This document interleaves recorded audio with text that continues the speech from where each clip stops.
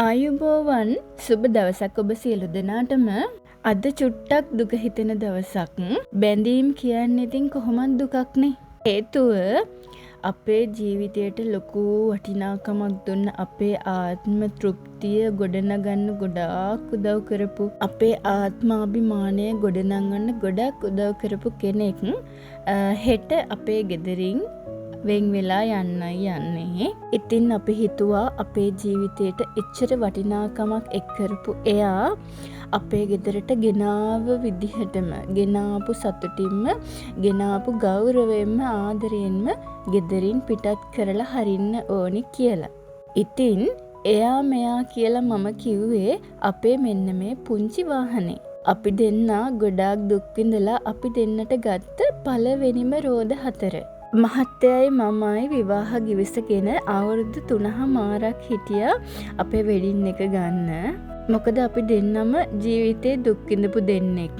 ඒ නිසා මැරි කරලා ඇත්තටම තවත් දුක් විඳින්න ඕන කමක් තිබුණේ නැහැ. පුළුවන් විදිහට ස්ථාවරයක් හදාගෙන අපේ වෙඩින් එක අරගෙන සතුටින් ඉන්න තමයි උවමනා කළේ. ඒ නිසා හෙමි හිට අපේ ගේ පිළිවෙලක් කරගෙන මෙන්න මේ චූටි වාහනයත් අපේ ගෙදරටම ගෙනල්ලා තමයි ඊට පස්සේ අපේ වෙඩින් එක ගත්තේ. කවදාවත්ම තමන්ගේ කියලා රෝද 4කින් ගියේ නැති කෙනෙක්ට පළවෙනි රෝද 4 ගෙදරට ගෙනාවහම දැනෙන සතුට අපිටත් දැන් වාහනයක් තියෙනවා, අපිටත් එවෙන්නේ නැතුව දැන් යන්න පුළුවන්, ගමනක් යන්න පුළුවන්, මේ වගේ දැනෙන සිතුවිලි. එතකොට ඇත්තටම වාහනයක් තියෙනවා නම් අනිත් අයගේ පිළිගැනීම උනත් පොඩි උනත් ඉතින් කියන ආයලට දැන් කාර් එකකුත් තියෙනවා එහෙමනේ කියන්නේ ඉතින්. ඒ වගේමයි අපිට මෙයා ගන්න කලින් තිබුණේ බයික් එකක්. ඒ බයික් එකේ අපි ගෙනියන්න බැරි තරම් බඩු ගෙනහිල්ලා ඇති. අනන්ත වැස්සේ තෙමි ගිහින් ඇති. ඉතින් ඒ වෙලාවට දැනුණ අපහසුතා මැද්දේ මෙයා අපේ ගෙදරට ආවහම ඉතින් අපිට අපේ ජීවිතවලට පුදුමාකාර වටිනාකමක් අගයක් සතුටක් එකතු කරා. ඒ වගේමයි මහත්තයා මම ගිහින් තියෙන තැන්වලවත් ඇත්තටම ගිහිල්ලා නැහැ විදින්න. මම නම් අපේ ආච්චිත් එක්කලා එහෙම ගොඩක් ගිහින් තියෙනවා. ඉතින් මේ වාහනේ ගත්ත නිසා අපිට පුළුවන් වුණා ගොඩාක් පින්දහම් වැඩ කරන්න, ප්ලෑන් කරන්න නැතුව හිතුන තැන්වල යන්න, අපේ මනස නිදහස් කරගන්න, බලපු නැති දැකපු නැති ගොඩාක් දේවල් දකින්න, කරන්න, බලන්න, අත්දැකීම් ගන්න. චූටි බබෙක් ඉන්නකොට අනිවාර්යෙන් වහලයක් තියෙන වාහනයක් තියෙන්න ඕනේ, නැත්තම් නම් ගමනක් යන්න බෑ. ඉතින් අපේ චූටි බබා හම්බෙන්න හිටිද්දී ආව ගෙදර එක්කන් ඉද්දී අපිට ඉතින් වෙන වාහන ගන්න ඕනේ නැහැ මෙයා නිසා. අපි ඒ දේවල් ඔක්කොම මෙයා නිසා ඉටු කරගත්තා. ඒ වගේමයි මහත්තයා මේ වාහනයට හරිම ආදරෙයි. එයාව හරියට පරිස්සම් කරනවා, හරියට බලනවා, හරියට ගෙදර සමාජිකයෙක් වගේ.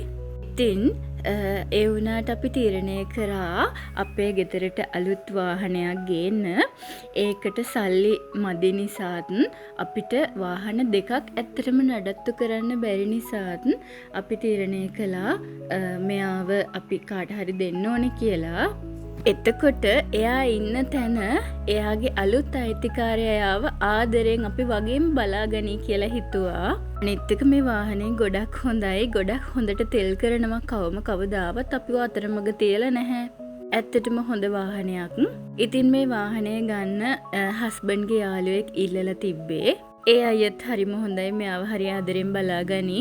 යකඩ ගොඩකට උනත් ආදරේ දෙනවා නම් එයාලා අපිට නොසලකා ඉන්නේ නැහැ. අපි අර කියනවනේ බුදුදහමේ බැඳීම් ඇති කරගන්න හොඳ නෑ කියලා. පෘථග්ජන මිනිස්සු විදිහට අපි ඉතින් බැඳීම් ඇති කරගෙන තමයි ඉන්නේ. හැබැයි ඉතින් ඒ බැඳීම් අත්හැරෙනකොට ඒ බැඳීම් වලට ඒ ගෞරවය, ඒ ආදරය ඒ විදිහටම දීලා අත්හරින්න පුළුවන් නම් ඒකත් ලොකු දෙයක් නේද? ඇත්තටම මහත්තයා කිව්වේ වාහනේ දෙන්නේ කාට වුණත්, යාළුවා නෙමෙයි වෙන කවුරු හරි ඉල්ලුවත් අනිවාර්යයෙන්ම වාහනේ තියෙන සියලුම දේවල් හරියටම හදලා දෙන්න ඕනි කියලා. වාහනේ පුංචිම දෝෂයක්වත් තිබුණොත් එහෙම ගන්න කෙනා කවුරු වුණත් එයාගේ හිත කැඩෙනවානේ. ඇත්තටම රුපියල් 2ක් දීලා නෙමෙයිනේ වාහනයක් ගන්නෙ. හැම කෙනෙක්ම ගොඩක් දුක් මහන්සි වෙලා තමයි මේ වගේ එයාලගේ ඇචීව්මන්ට් එකකට යන්නේ. ඉතින් ඒ නිසා ඒ ගැන හිතලා මහත්තයා අන්තිම සර්විස් එක පවා විකුණන්න තියෙද්දි කළා. හැම දෙම සම්පූර්ණ කරලා කම්ප්ලීට් කරලා තමයි අයියට දුන්නේ. ඒ වගේමයි දැන් අපි මේ වාහනේ ගන්න මුදල අපි අලුත් වාහනයට ආයෝජනය කරන්න හිතාගෙන ඉන්නේ. ඒ වුණත් දෙන්න පුළුවන් උපරිම සාධාරණ මිලකට වාහනේ දෙන්න තමයි මහත්තයා තීරණය කරලා තිබුණේ. මොකද හැමෝගෙම හීනයක්නේ වාහනයක් කියන්නේ. එතකොට අපිට පුළුවන් නම් රුපියලක් දෙකක් හරි අඩු කරලා එයාලට දෙන්න තව කෙනෙක්ගේ හීනයක් අපිට පුළුවන් විදිහට හැබෑ කරගන්න උදව් කළා වෙනවා. මොකද අපිටත් උදව් කරන්න පුළුවන් සීමාවක් තියෙනවනේ. යාළුවා නිසා නෙවෙයි. ඉතින් සාධාරණම මුදලකට හැමදේම කරලා සර්විස් එකත් කරලා ඔක්කොම කරලා දුන්නේ යහපත් ආකල්පයෙන්. මහත්තයාගේ ඒ සිතුවිල්ලට මම හරියට ගරු කරනවා, හරියට වටිනවා ඒ සිතුවිල්ල. මමත් හැමතිස්සෙම උත්සාහ කරන්නේ කාට හරි හොඳක් වෙනවා නම්, කාට හරි පුළුවන් විදිහට අපිට පුළුවන් විදිහට උදව්වක් කරන්න ලැබෙනවා නම් අපිත් ඇත්තටම ගොඩාක් දුක් මහන්සි වෙලා තමයි අපේ මුදල් හොයාගන්නේ. එතකොට ඒ මුදල් ආයෝජනය කරන්නේ ගොඩාක් පරිස්සමින්. ඒ වගේමයි කරන්න තියෙන හැමදේමත් හැබැයි අපි කරනවා. අතේ කීයක්වත් නොතිබ්බත් මම දන්නේ කොහෙන් හරි මොනවා හරි කරන්න හිතට අදහසක් ආවොත් අපිට ඒ සල්ලි අනිවාර්යයෙන්ම ලැබෙනවා. මම හිතන්නේ විශ්වය අපි දිහා බලාගෙන ඇති. විශ්ව ශක්තිය කියන්නේ සුළුපටු ශක්තියක් නෙවෙයි. මම හැමදාමත් විශ්වාස කරනවා විශ්ව ශක්තිය. ඉතින් මේ අපේ පුංචි කාර් පුංචත් එක්ක මුලින්ම අපි ආවේ තුම්බෝධියට. තුම්බෝධියට ඇවිල්ලා බෝධි පූජාවක් තියලා ඉතින් අපේ ඇචීව්මන්ට් එක අපි ඒ විදිහටයි සැමරුවේ. අදත් ඇත්තටම ගොඩාක් වැඩ තියෙන දවසක්. රෑ වුණත් එක්ක ඒත් ආවේ යන අන්තිම දවසෙත් මෙයාට ආශිර්වාද කරන්න ඕන කියන සිතුවිල්ල ඇති වුණ නිසා. ඉතින් තුම්බෝධියට බෝධි පූජාවක් තියලා යකඩ ගොඩක් වුණත් එයා අපිට කරපු උදව් ටික මතක් කරලා අපේ ජීවිතේට දුන්න වටිනාකම මතක් කරලා මම එයාට ඇත්තටම ස්තුති කළා. පින් දෙන්න බැහැනේ යකඩ ගොඩක් නිසා.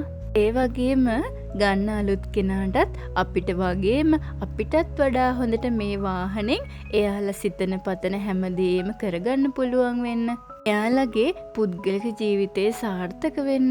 එයාලට තව එයාලගේ ඇචීව්මන්ට්ස් වලට ළඟා වෙන්න උදව් වෙන්න කියලා අපි ප්‍රාර්ථනා කළා. එයාලටත් අපි මේ බෝධි පූජාව තියලා ආශිර්වාද කළා.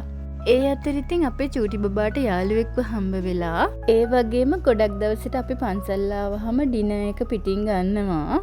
අද හැබැයි ගත්තේ නැහැ. හේතුව මහත්තයාට ඕන වුණා පන්සලට ගිහිල්ලා කෙලින්ම ගෙදරට එන්න. කියන්නේ අතරමඟ කෑම කඩේකවත් නතර නොකර මෙයාව පන්සලට ගෙනහිල්ලා ගෙදර කෙලින්ම ගෙනල්ලා ඒ විදිහටම අයියට ඒ විදිහටම බාර දෙන්න මහත්තයාට ඕන කළා. එයාලත් ඉතින් පන්සල් යයි මුලින්ම. පිටින් අවසාන වතාවටත් එයා එක්ක පන්සල් ගියා. හැම දෙයකටම මුල මම හිතන්නේ සිතුවිල්ල, අපේ ආකල්පය. ඒ මත තමයි හැම දෙයක්ම තීරණය වෙන්නේ. ඉතින් ඔන්න පහුවෙනිදා එයාගේ අලුත් අයිතිකාරයා එයාව බලන්න ආවා එක්කගෙන යන්න. මහත්තයා ඉතින් වාහනේ ඉඳගෙනම අවශ්‍ය දේවල් ටික අයියට කියලා දුන්නා. ඔන්න ඉතින් එයා අපේ ගෙදරින් සදහටම යන්න තමයි හදන්නේ. අපේ ජීවිතවලට සතුට සැනසීම වාසනාව ගෙනාවේ ඔයා. අලුත් වාහනේ ගන්නවටත් වඩා අපිට ලොකුම ලොකු හීනයක් උනේ මේ වාහනේ ගන්න එක. අයියා අරගෙන ගියාට පස්සෙත් මහත්තයා කෝල් කර කර අහනවා එයාට ඉන්න තැනක් හැදුවද, එයා තෙමෙනවද, එයා හොඳින් ඉන්නවද, කොහෙද ගියේ. ඉතින් එයා ගැන විස්තරත් හොයලා බැලුවා අපි. ඔයා අපේ ජීවිතේ ලස්සන මතකයක් වෙයි. අපේ ජීවිතේට ගොඩාක් ලොකු වටිනාකමක් එක් කරපු ඔයා අපේ හීන මුල ඉඳන්ම දිනන්න උදව් කරපු කෙනෙක්. ඉතින් ඔයාගේ අලුත් අයිති කෙනා ඔයාව ගොඩක් ආදරෙන් බලාගනි. එහෙනම් ඔයාට සුබ ගමන්.